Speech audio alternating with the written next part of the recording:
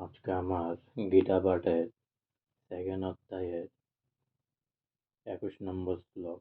বেদা বিনাশিনং নিত্যং য এনম যম বেয়ম কতংস পুরুষ পার্থক্যং ঘাতয়িতি হন্তিকম।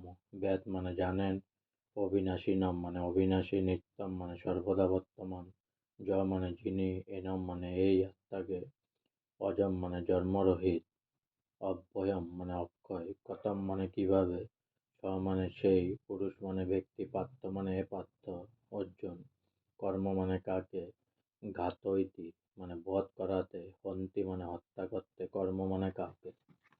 তাৎপর্য: সব কিছুরই যথার্থ উপযোগিতা আছে এবং যিনি পূর্ণ জ্ঞান সম্পন্ন, তিনি জানেন কোন জিনিস কোথায় এবং কিভাবে নিয়োগ করলে তার পূর্ণ সদ্ব্যবহার করা হয়।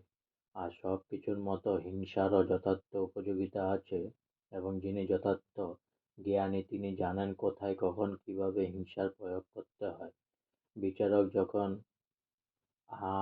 স্বামীকে খুনের জন্য দোষী সাব্যস্ত করে প্রাণদণ্ড দেন, তখন হিংসাত্মক কাজ করেছেন বলে বিচারককে কেউ অভিযুক্ত করে না।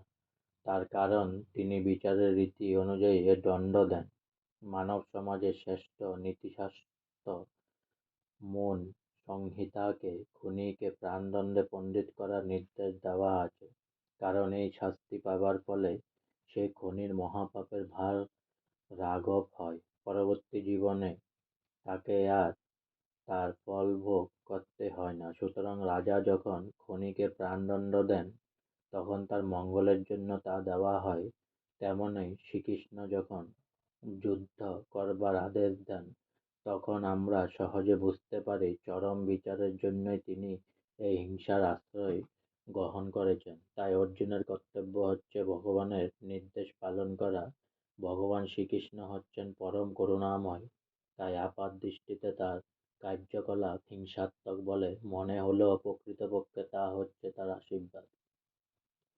তেমনই তার নির্দেশে যখন হিংসার আশ্রয় গ্রহণ করা হয় তখন সেই হিংসা আশীর্বাদে পরিণত হয়। আর তাছাড়া ভগবান শ্রীকৃষ্ণ এখানে অর্জুনকে শিক্ষা দিয়েছেন যে মানুষের প্রকৃত পরিচয় হচ্ছে তার আত্মা এবং সেই আত্মাকে কখনো হত্যা করা যায় না।